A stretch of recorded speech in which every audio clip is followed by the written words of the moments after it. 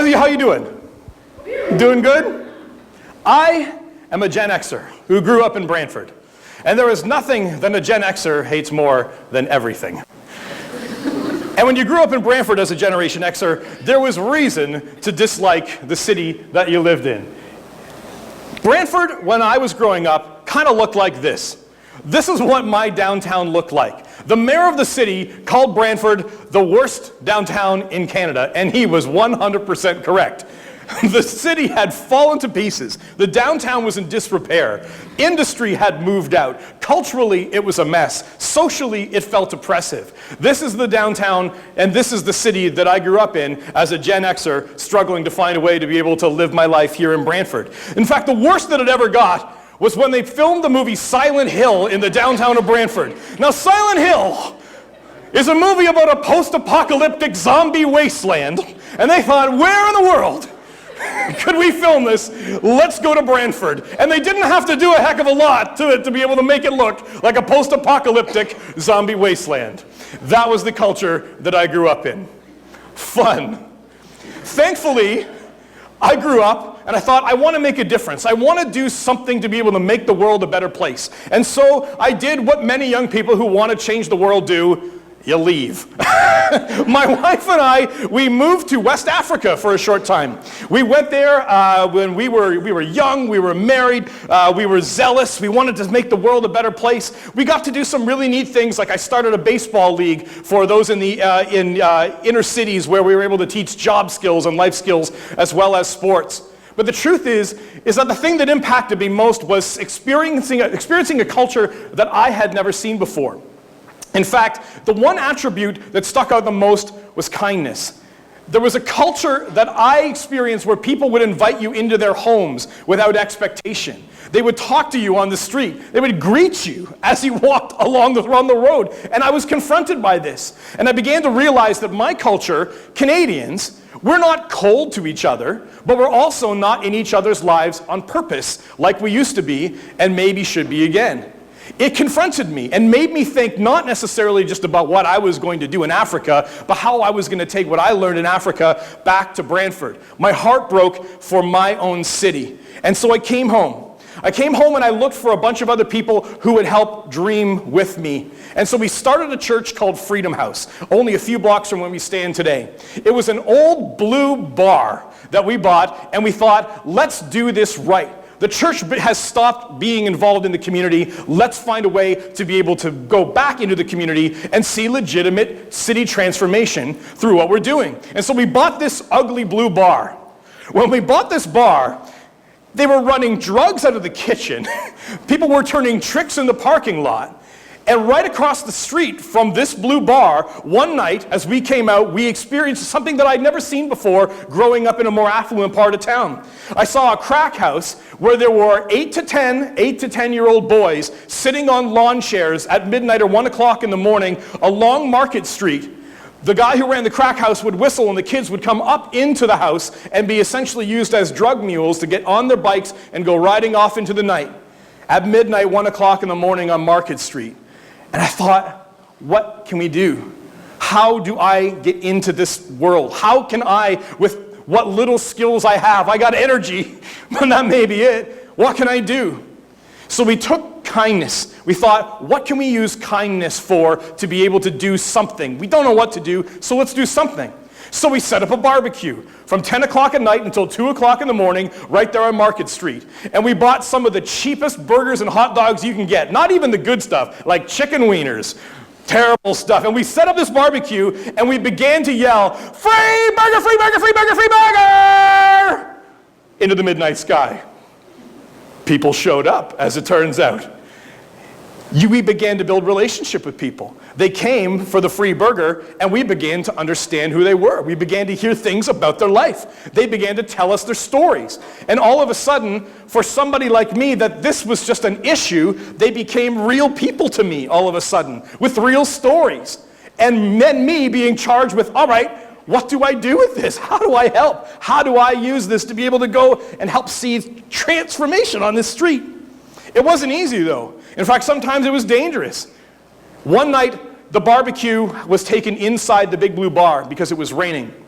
And I was alone in an alley grilling up meat. And I saw two shadowy characters walking down Market Street. And as was my custom, I began to yell, "Free burger!" Well, they came over. There was a big guy and a little guy. The little guy goes, "Hey, be careful of the big guy." And I realized why when he took out a knife and he stuck it in my face. And he looked at me and he said, "Do you want to die?" Have you ever wondered what you would say if someone stuck a knife in your face and said, "Do you want to die?" Because I always wondered. And as it turns out, what I said was, "No, do you want a burger?" And the big guy looked at me and he went, "Yeah." And he stumbled inside our church. He had a burger, and we distracted him for a little bit because all of a sudden I got in this conversation with the little guy. He says, "What am I doing out here? Why am I with this maniac? And my life is, why am I here? This is a terrible thing. You wouldn't believe what this guy just did."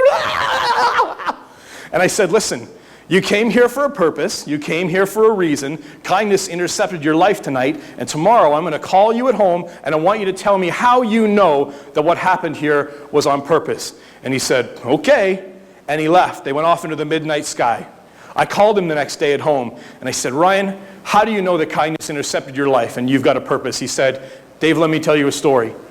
When we left here, that big guy went down the street to one of those bars and he stabbed a guy nearly to death." He said, "He's in jail, but the truth is, I was planning on killing that person tonight." He said, "I'm home and I'm safe and he's in jail and kindness intercepted my life tonight." And I went, whoa, oh my goodness. One little interaction with a guy over a free burger and being goofy, and his life goes from this to this. It's nothing I did, and it wasn't even the burger. It's the kindness is transformational. And so we doubled down on kindness. We said, what else can we do? The city Santa Claus parade that year's theme was superheroes. And without thinking much about it, we thought, well, we're going to put a float in the parade. The theme is superheroes. Let's put Dave in a leotard and stick him up in a flatbed truck and call him Captain Kindness, and we'll see what happens. And that was 9 years ago. We won the award for best float in a Santa Claus parade that year. I thought it was a one-off. I never expected to be an adult male that dressed like a superhero in a leotard on a semi-regular basis. And yet we started to get calls. Can Captain Kindness come to my school? Can Captain Kindness cut the ribbon on my fish and chip stand? Can Captain Kindness do the retirement birthday party for the chief legal counsel of the Children's Aid Society? And I said, what? Is this for real? I got to do this again? And that was 8-9 years ago. I haven't been able to get out of this costume. I walk down the street and people salute me and I go, Captain? And I go, how is this my life? How many people in this room grew up wanting to be a superhero? Anybody? I'm living your dream. I'm not one of those guys. I've never even owned a comic book. I don't go to superhero movies. I'm living your dream. And yet the truth is that this has been used to open so many doors to impact not just lives, but in the city. So we started going to the city. We go, your downtown is trying to come alive. What can we do to be able to help? And so they were doing movie nights in Harmony Square. The city puts on these free movie nights every Thursday. Some of you have probably been there. Well, Captain Kindness goes and does the pre-family show for these movie nights, and 400 or 500 people gather and do movies in Harmony Square. At the end of this night, I have to walk from Harmony Square to Freedom House, which is 2 blocks. But in those 2 blocks are a bunch of bars and a bunch of patios and a bunch of drunk guys who seem to like making fun of a guy in a leotard at 10 o'clock walking down the street, as so they should. One night I'm walking the gauntlet and I hear someone yelling, Captain Kindness, Captain Kindness. I turned around and I said, hello, citizen. And I kept walking. He chased after me and he goes, Captain Kindness, I got to tell you a story. He said, I was downtown today and a homeless man came up to me and asked me for money. So you know what I did? I thought to myself, what would Captain Kindness do? And he said, I took him out for breakfast. And we sat there, and he told me his story, and I shared mine, and it was fantastic. And I wanted to tell you that that's what happened in downtown Brantford today. And I went, what? How is this possible? How can these little things actually make real impacts in real people's lives? And can it help change the culture? So we doubled down on kindness again. We went back to the city. We said, all right, what's next? How do we serve you? How do we use kindness to make the city a better place? Well, the city said, well, I'll tell you what, we have a jazz festival in the summer, but we'd love something in the winter. Could you do something in the winter? And we said, sure, we can do a winter carnival. How about that? And then we went back to our house and we Googled how to do a winter carnival. And we birthed Frosty Fest. Frosty Fest is Brantford's downtown winter carnival. Last year, 17,000 people came to it, and it's one of the largest festivals that the city has every year. A bunch of years ago, we were up on the stage, and we were there on the Family Day weekend, and we looked over the expanse of people in the downtown where there didn't used to be anything, and the mayor said, this is the watershed moment in the transformation of our downtown today. And I went, what? All we did was say, how do we serve you? How do we bless you? How do we be kind? And we're watching ripples and ripples and ripples and ripples if we're just willing to do something with what you have. Let me share with you something about kindness. Kindness, for the amount of time that I talk about it and participate in it, is actually somewhat difficult to define. The definition of kindness is technically showing benevolence. Benevolence is another interesting word.